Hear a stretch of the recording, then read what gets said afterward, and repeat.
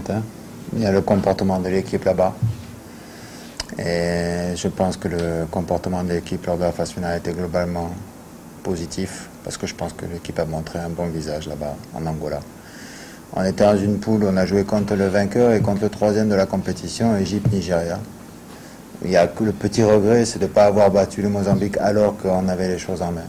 Mais globalement, c'était positif et l'équipe avait fait un très bon match contre le Nigeria et un bon match contre l'Égypte. Donc le comportement sportif était, pour moi, le contenu était satisfaisant. Et on pouvait continuer sur la même dynamique. Les problèmes sont venus après, pour d'autres raisons. En termes de doléances, qu'on mette les joueurs dans les meilleures conditions pour la préparation. Le stage d'avant phase finale est toujours important. Donc le laps de temps maintenant est court, donc il faut vite se mettre au travail. Essayer d'abord d'établir ce programme. Déjà, je vais m'y atteler là, dès cette semaine. C'est pas facile parce que les dates de fin de championnat sont disparates. Donc il faut arriver à gérer presque individuellement certaines situations. Et puis la préparation aussi, il y a beaucoup de temps puisque la CAN a été repoussée au 21. Or, la plupart des championnats finissent au plus tard à la fin mai. Donc je pense que le travail déjà dans l'optique de travailler sur 3 semaines de préparation et puis de gérer individuellement les cas des joueurs qui auront fini leur activité plus tôt.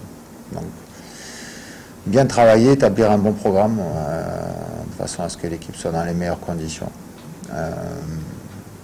Et puis qu'on soit accompagné comme on l'a été jusqu'à aujourd'hui. Je pense qu'il y a une bonne communication avec la fédération, avec le ministère,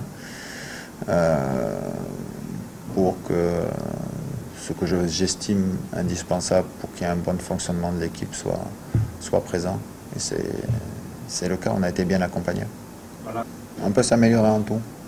On peut s'améliorer sur le plan défensif, on peut s'améliorer sur le plan offensif. On a établi quand même une certaine base défensive, une certaine solidité, ce qui est déjà une assise. Et voilà, il faut qu'on se rende encore meilleur dans l'utilisation du ballon. Petit à petit, il faut qu'on mette en place des automatismes. La préparation va nous aider à ça, parce qu'on va avoir la possibilité de passer plus de temps ensemble. Donc ça va nous faire franchir un petit palier. Et puis, si on utilise mieux le ballon, on sera plus efficace aussi à la finition. C'est pas facile, peu de joueurs ont vécu déjà cet événement-là, c'est-à-dire jouer une qualification à la Coupe d'Afrique sur un match coup près. Il y a une grosse pression avant le match, une énorme pression, parce qu'il y a une grande attente de tout le peuple béninois. Et donc ça pèse aussi sur les épaules de ces joueurs. Et donc, le début de match, pour moi, était très important pour que, justement, les joueurs puissent libérer tout ce qu'ils ont comme énergie, qu'ils ont accumulé depuis la semaine, mais avant ça déjà, parce que ce match-là, ils l'ont en tête depuis longtemps. Et que tout ça soit canalisé de façon positive, pour pas qu'on soit dans une fébrilité, une excitation, où on se met dans le doute encore plus. Et donc le paramètre psychologique était très très très important. On peut toujours s'améliorer en tout. On a eu par moments sur nos temps faibles, c'est-à-dire considérons que l'adversaire nous monte d'un cran, on ne peut pas toujours maîtriser tout dans un match. Des fois c'est nous qui sommes plus à l'aise, des fois c'est l'adversaire qui est plus à l'aise. Et aussi dans ces temps faibles, ne pas paniquer, essayer de ne pas perdre le fil du match. Et puis exploiter aussi, si c'est un temps fort de l'adversaire, peut-être qu'il y a une prise de risque aussi de l'adversaire. Donc c'est exploiter ce moment-là pour surprendre et contrer cet adversaire. C'est un petit peu le film de la seconde mi-temps,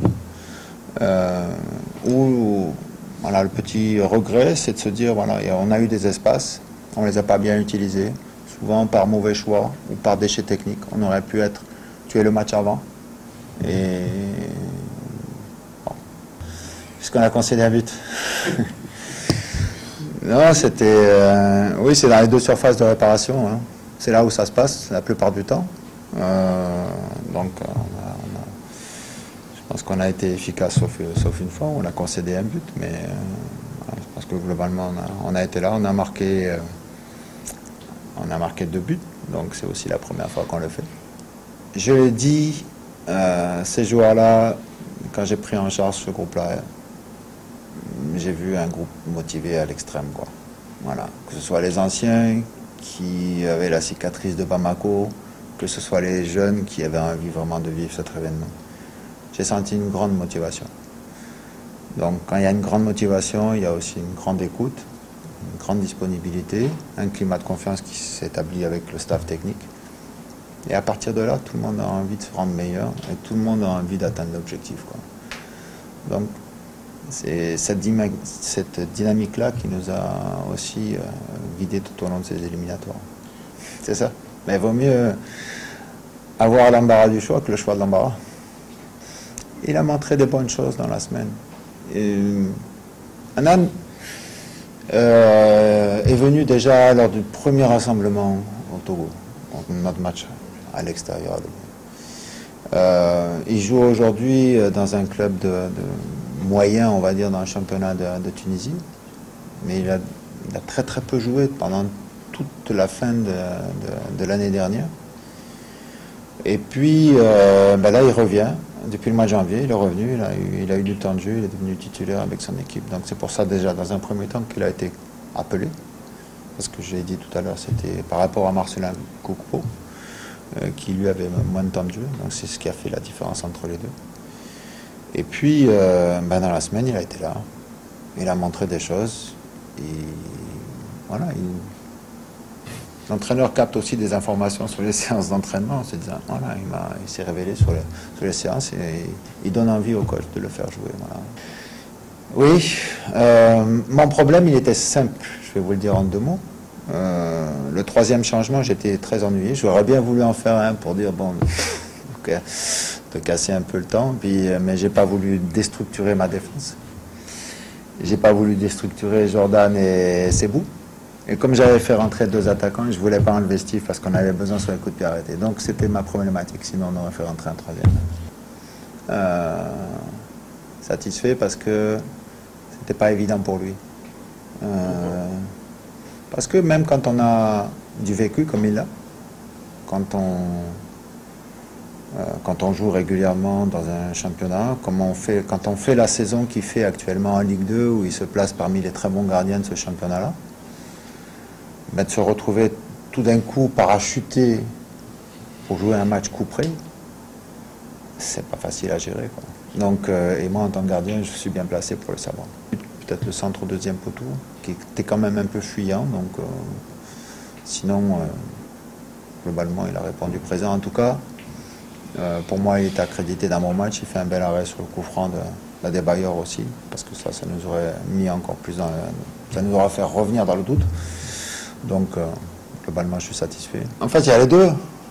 C'est-à-dire que on a concédé quelques opportunités, c'est vrai. Mais jusque-là, il y avait quand même une stabilité. On prend un but sur coup de pied arrêté. C'est pas dans une action où on a été pris de vitesse. Même si, je répète, il y a eu des possibilités. Mais bon, j'avais confiance quand même dans le groupe où tout le monde a fait les efforts sur le plan défensif, sur le replacement. Tout le monde était dans les duels.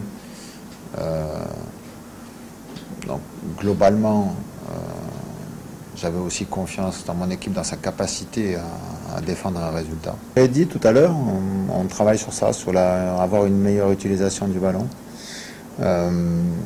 Il s'agit aussi de... quand on a... aujourd'hui, il y a eu quand même de très bonnes choses qui ont été faites. Et puis l'apport de Sebou est aussi là pour valoriser notre secteur offensif. Il y a d'autres joueurs. Et puis Steve Mounier a fait un gros match aujourd'hui. Hier, pardon. Mais comme je l'ai dit tout à l'heure, il s'agit de travailler sur créer encore plus d'automatisme, créer encore plus de liens entre toutes les lignes, entre les défenseurs et les milieux et les attaquants. Et il faut créer des relations, mais tout ça, ça demande du temps. Et je pense que la préparation à la phase finale va vous permettre de franchir un petit palier pour s'améliorer. Michel. Aujourd'hui, j'ai eu l'occasion d'avoir une très bonne discussion avec Jules Koundé. Je pense que c'est encore tôt pour qu'il prenne une décision et je pense que c'est le même cas de figure pour Konan Dagba. Mais il s'agit pour moi de poser des actes et se dire voilà, ces joueurs-là, vous savez en tout cas que votre pays d'origine vous regarde. Vous savez que votre pays d'origine formule des vœux pour que vous veniez un jour rejoindre l'équipe nationale. Déjà les sensibiliser. Après, je pense qu'ils sont dans une logique aussi où voilà, ils ont des ambitions, ils visent déjà le fait de s'installer durablement au niveau de leur équipe, gagner leur galon titulaire. Bon, c'est le cas pour Dagba. Jules Koundé, lui, il est déjà titulaire depuis 1 an. Et puis d'avoir une vision sur l'équipe de France. Faut pas leur porter, pour moi, il ne faut pas leur porter grief. Il faut juste se dire, voilà, aujourd'hui, le Bénin est là. Sachez qu'on vous accueillera à bras ouverts. Oui, ça va aller très vite déjà. Donc mon planning il va être déjà très très serré puisque d'ores et déjà dans cette semaine il va falloir commencer à travailler et jeter les bases de la préparation au niveau de l'organisation. Ensuite il y a le tirage au sort qui va être au Caire le 12 avril. Et puis derrière, faire un travail de supervision. Il y a des joueurs aussi que je vais aller voir. Jeter un œil aussi au niveau du championnat local. Et puis se projeter déjà sur tout ce plan de préparation que j'ai dit sera un petit peu complexe parce qu'il y a des joueurs qui vont finir plus tôt. Il va falloir qu'on gère individuellement certains cas, quoi. Il faut l'étoffer en vue d'une phase finale. Je pense qu'on a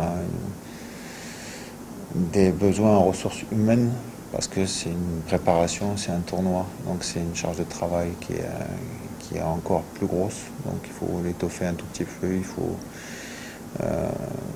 par exemple avoir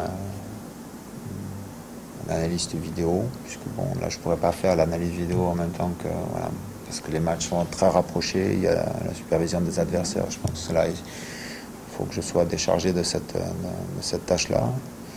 Et puis on va réfléchir tranquillement aussi ce qu'on peut ajouter encore pour vraiment mettre un staff technique qui soit totalement prêt et totalement efficace pour répondre aux attentes des joueurs, quoi. Donc je pense on a besoin d'étoffer un tout petit peu en nombre, non pas en qualité mais en nombre.